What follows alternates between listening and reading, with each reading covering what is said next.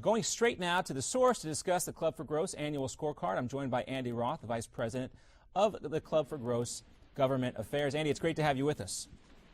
Hi, thanks for having me. All right, tell us a little bit about this scorecard and where the idea originated. Well, as you said, we're a group devoted to economic issues, limited government, less spending. So we have a matrix of issues like lower taxes, less spending, less regulation, freer trade. And what we do is in both the House and the Senate, we look at the votes that most typify those issues. And we cobble the scores together. We try to weight them regarding their importance, like a debt ceiling increase, or something small like cutting spending for the botanical gardens in D.C. We put that all together and we get the scores. And if you get 100%, that means that you are a defender of economic freedom. And if you get a 0%, it means that you are very hostile to economic freedom, and then everyone's in between. Which vote that the senators or House members had to take this year moved the needle the most in either direction? Well, it's usually the big ticket items, whether it's like the shutdown fight last year, the debt ceiling, anything related to Obamacare. It's those really big ticket items that truly matter the most on a relative basis. And talk to us a little bit more about Senator Cruz and Senator Lee. They're the only ones that got a perfect score. What made them stand out above the rest? Well, I mean, it's just their unwavering allegiance to economic growth and to limited government.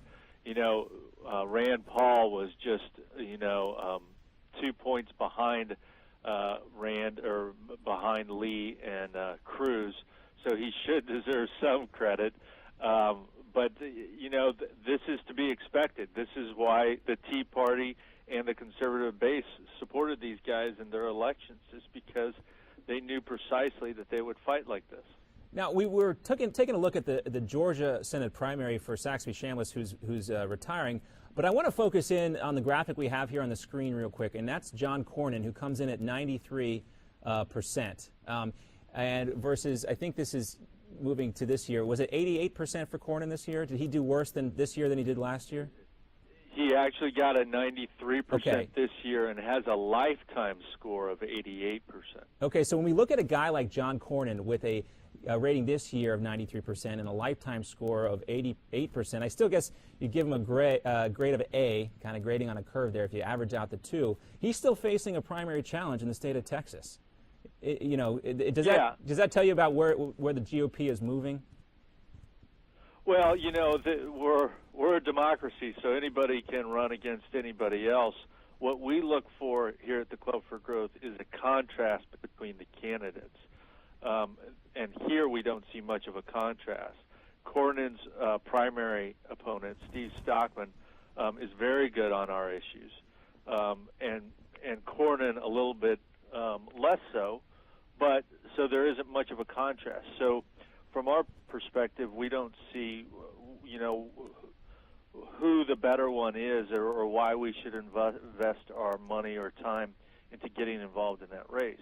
But fair enough. Let's also talk about the other end of the spectrum here, and that's Maine Senator Susan Collins, who is also a member of the Republican Party, but coming in at 37%. Why did she do so poorly in your ratings? Well, she always does. She is a typical Republican in name only, a rhino. And it's not just because of the state she represents. I think it's also just her own ideology. She has never been a stalwart conservative. So this explains her voting. And, I mean, she's got a 39% score for 2013, but her lifetime score is 37%. So this is typical for her.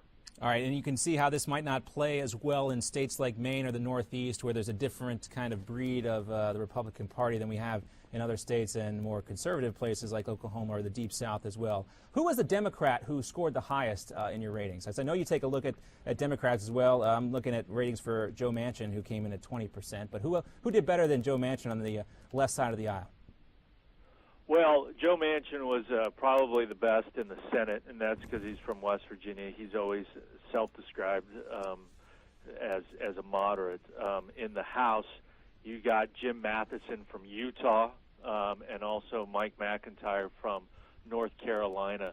Both of those fairly red districts, so I think that they feel they need to represent their constituents rather than perhaps their more liberal ideology. Now we're taking a look at how things shook out on the House side. Trent Franks, Tom McClintock, Matt Salmon, David Schweikert, Ron DeSantis, Justin Amash, all coming in there near perfect. Tim Huelskamp. I don't see Speaker Boehner's name here on the top 10 of the list here.